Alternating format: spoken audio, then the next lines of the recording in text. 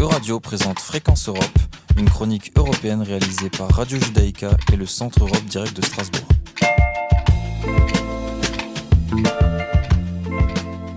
J'accueille Olivier Singer, chargé de mission au Centre d'information sur les institutions européennes, au Centre Europe Direct Strasbourg. Bonjour Olivier Singer. Alors Olivier, le 9 mai, c'est la journée de l'Europe. Mais au fond, pourquoi cette date-là précisément ? Parce que c'est un jour fondateur pour l'Europe. L'Europe n'a pas été faite, nous avons eu la guerre. L'Europe ne se fera pas d'un coup, ni dans une construction d'ensemble. Elle se fera par des réalisations concrètes, créant d'abord une solidarité de fait.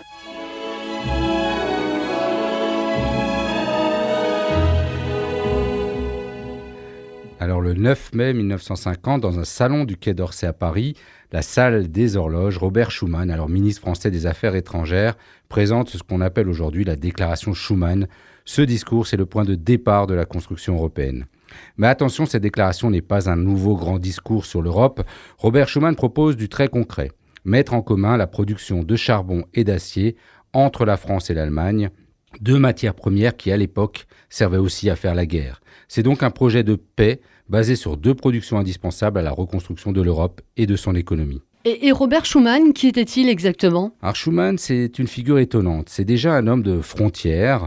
Robert Schuman est élevé à Clausen, un faubourg de la ville de Luxembourg, mais il passera de nombreux séjours à la ferme familiale d'Evranche, en Moselle, de même qu'à Krüt, dans le sud de l'Alsace, où sont installés ses grands-parents maternels. Ce n'est qu'à l'issue de l'armistice de la Première Guerre mondiale, où la France retrouve les 3 départements perdus en 1870, que Robert Schuman, à l'âge de 32 ans, acquiert la nationalité française. Il a donc vécu dans sa chair la complexité des frontières européennes. Catholique fervent, il a connu 2 guerres mondiales, l'occupation et également, pas vraiment la déportation, mais il a dû se cacher pendant la Deuxième Guerre mondiale. C'est un homme marqué par l'histoire et profondément convaincu qu'il faut construire la paix autrement. Il est discret, méthodique et un peu austère même. Mais le 9 mai 1950, c'est lui qui porte la vision de Jean Monnet devant le monde. Et quel portrait peut-on faire de Jean Monnet ? Alors Jean Monnet, c'est un visionnaire. Ce n'était pas un homme politique, c'était plus un homme de réseau, de projet, de conviction. Il n'a jamais été élu, mais il a influencé les plus grands. Il a commencé sa carrière dans le commerce du cognac, puis devient diplomate, conseiller économique et commissaire général au plan pour le redressement économique de la France après 1945. Ce qui le rend unique, lui, c'est sa capacité à penser l'Europe de façon pragmatique. Il est soucieux de trouver un moyen d'opérer un rapprochement entre la France et l'Allemagne pour arriver à une paix durable sur le continent européen. Pour lui, il faut commencer par des actions concrètes qui créent de la confiance. C'est cette idée qui donne naissance à la déclaration Schuman. Il le dit lui-même en 1950 dans une note à Schuman. Les peuples d'Europe n'entendent que des paroles. Il faut donc une action immédiate, forte, visible. Ce sera donc le plan du charbon et de l'acier. Donc, Olivier Singer, cette idée d'Europe n'est pas tombée du ciel, elle a été peaufinée, corrigée.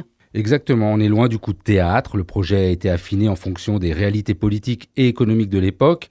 Et ce que Monnet voulait, c'était marquer les esprits. Il fallait donc poser un acte fort. Et la réaction, tout le monde a applaudi ? Pas tout à fait, puisque le Royaume-Uni, par exemple, a poliment décliné. Mais 6 pays, la France, l'Allemagne, l'Italie, la Belgique, le Luxembourg et les Pays-Bas, ont répondu présent. Et dès le mois de juin, les négociations pour mettre en œuvre ce plan commencent et aboutiront donc au traité de Paris.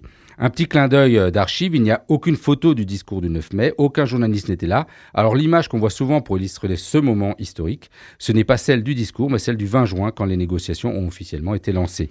Et aujourd'hui, comment célèbre-t-on cette journée de l'Europe ? Alors ce n'est pas un jour férié, sauf au Luxembourg. Dans toute la France, cette journée ne s'arrête pas au 9 mai. Tout le mois est une invitation à vivre l'Europe autrement, au plus près de chez soi.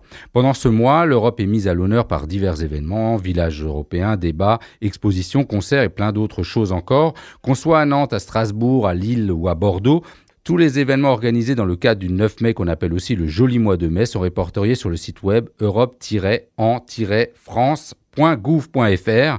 J'y suis arrivé. Enfin, pour les curieux ou les passionnés d'histoire, sachez que vous pouvez visiter la maison historique de Robert Schuman à Chisazel, près de Metz. Elle a été restaurée en 2004 à partir d'archives et de photos d'époque. Une belle façon de prolonger cette plongée dans l'histoire européenne.